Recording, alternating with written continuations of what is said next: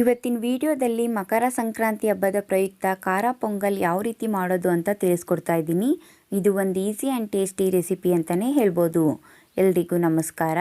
Village veg ರೆಸಿಪೀಸ್ಗೆ ಸ್ವಾಗತ. ಈ ವಿಡಿಯೋನ ಎಲ್ಲೂ ಸ್ಕಿಪ್ ಮಾಡದೆ ಕೊನೆಯವರೆಗೂ ನೋಡಿ. ತುಂಬಾ ರುಚಿಯಾಗಿರುವಂತಹ ಖಾರ ಪೊಂಗಲ್ ಯಾವ ರೀತಿ ಮಾಡೋದು ಅಂತ ನೋಡೋಣ. ಈಗ ಸ್ಟವ್ ಮೇಲೆ ಒಂದು ಕಡಾಯಿನ ಇಟ್ಕೊಂಡಿದ್ದೀನಿ. ಕಡಾಯಿಗೆ ಒಂದು 2 ಟೇಬಲ್ ಸ್ಪೂನ್ ಆಗೋಷ್ಟು ಎಣ್ಣೆನ ಸೇರಿಸ್ಕೊಂಡಿದ್ದೀನಿ. ಎಣ್ಣೆ ಸ್ವಲ್ಪ ಬಿಸಿ ಆದಮೇಲೆ 1 ಟೇಬಲ್ ಸ್ಪೂನ್ ಆಗೋಷ್ಟು ಗೋಡಂಬಿನ ಸೇರಿಸ್ಕೊತಾ ಇದ್ದೀನಿ. ಹಾಗೆ 1 ಇಂಚು ಶುಂಠಿ, 1 ಎಂಟೆಸ್ಲು ಬೆಳ್ಳುಳ್ಳಿನ ಸಿಪ್ಪೆ ತೆಗೆದು ಸ್ವಲ್ಪ ಸಣ್ಣದಾಗಿ ಕಟ್ ಮಾಡಿ ಸೇರಿಸ್ಕೊಂಡಿದ್ದೀನಿ. ಒಂದು 1/4 ಟೇಬಲ್ ಸ್ಪೂನ್ ಆಗೋಷ್ಟು ಜೀರಿಗೆ, ಒಂದು 1/4 ಟೇಬಲ್ ಸ್ಪೂನ್ ಆಗೋಷ್ಟು ಕಾಳು ಮೆಣಸನ್ನು ಸೇರಿಸ್ಕೊಂಡಿದ್ದೀನಿ. ಹಾಗೆ ಒಂದು 15 ಎಸ್ಲು ಕರಿಬೇವನ್ನು ಸೇರಿಸ್ಕೊತಾ ಇದ್ದೀನಿ. ಈಗೆಲ್ಲ ಒಂದ್ಸರಿ ಚೆನ್ನಾಗಿ ಮಿಕ್ಸ್ ಮಾಡಿಕೊಂಡು ಫ್ರೈ ಮಾಡ್ಕೊತಾ ಇದ್ದೀನಿ. ಗೋಡಂಬಿ ಸ್ವಲ್ಪ ಕಲರ್ ಚೇಂಜ್ ಆಗಬೇಕು, ಆ ರೀತಿ ಚೆನ್ನಾಗಿ ಮಿಕ್ಸ್ ಮಾಡಿಕೊಂಡು ಫ್ರೈ ಮಾಡ್ಕೋಬೇಕು.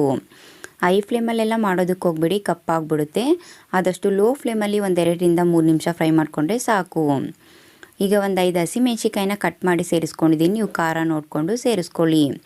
ಹಾಗೆ ಒಂದು 2 ಟೇಬಲ್ ಸ್ಪೂನ್ ಆಗುವಷ್ಟು ತೆಂಗಿನಕಾಯಿನ ಸ್ವಲ್ಪ ಸಣ್ಣದಾಗಿ ಕಟ್ ಮಾಡಿ ಸೇರಿಸ್ಕೊಂಡಿದ್ದೀನಿ.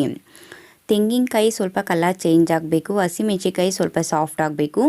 ಆ ರೀತಿ ಚೆನ್ನಾಗಿ ಮಿಕ್ಸ್ ಮಾಡಿಕೊಂಡು ಫ್ರೈ ಮಾಡ್ಕೋಬೇಕು. ಲೋ ಫ್ಲೇಮಲ್ಲೇ ಇಟ್ಕೊಂಡು ಒಂದು 2 ನಿಮಿಷ ಫ್ರೈ ಮಾಡ್ಕೊಂಡಿದ್ದೀನಿ.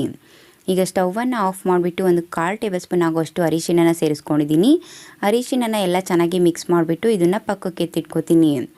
ಈಗ ಸ್ಟವ್ ಮೇಲೆ ಕುಕ್ಕರ್ನ ಇಟ್ಕೊಂಡಿದ್ದೀನಿ. ಕುಕ್ಕರ್ಗೆ ನಾನು ಒಗ್ಗರಣೆ ಮಾಡಿ ಇಟ್ಕೊಂಡಿದ್ನಲ್ವ, ಒಗ್ಗರಣೆನೆಲ್ಲ ಸೇರಿಸ್ಕೊಂಡಿದ್ದೀನಿ. ಈಗ ಮೆಜರ್ಮೆಂಟ್ ಕಪ್ಪಲ್ಲಿ ಒಂದು ಅರ್ಧ ಕಪ್ ಆಗೋಷ್ಟು ಮತ್ತೆ ನೀರನ್ನು ಸೇರಿಸ್ಕೊಂಡಿದ್ದೀನಿ.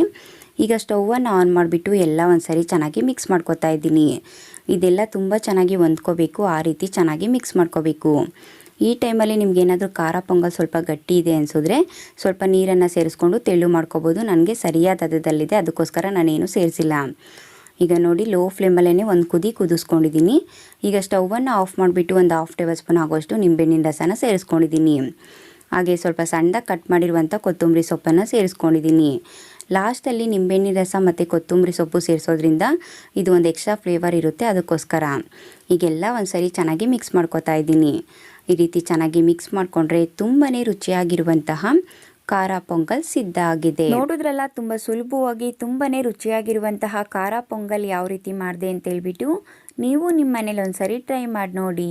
ಹೇಗಿತ್ತು ಅಂತ ನನಗೆ ಕಮೆಂಟ್ ಮೂಲಕ ತಿಳಿಸಿ. ಖಂಡಿತವಾಗ್ಲೂ ಈ ವಿಡಿಯೋ ಇಷ್ಟ ಆಗಿದೆ ಅಂತ ತಿಳ್ಕೊತೀನಿ. ಈ ವಿಡಿಯೋ ಇಷ್ಟ ಆದರೆ ನಿಮ್ಮ ಫ್ರೆಂಡ್ಸು, ನಿಮ್ಮ ಫ್ಯಾಮಿಲಿಗೆ ಶೇರ್ ಮಾಡೋದ್ರ ಮೂಲಕ ನನಗೆ ಸಪೋರ್ಟ್ ಮಾಡಿ. ಇನ್ನಷ್ಟು ಈಸಿ ಆ್ಯಂಡ್ ಟೇಸ್ಟಿ ರೆಸಿಪೀಸ್ಗಾಗಿ ನನ್ನ ಚಾನಲ್ನ ಸಬ್ಸ್ಕ್ರೈಬ್ ಮಾಡ್ಕೊಳ್ಳಿ.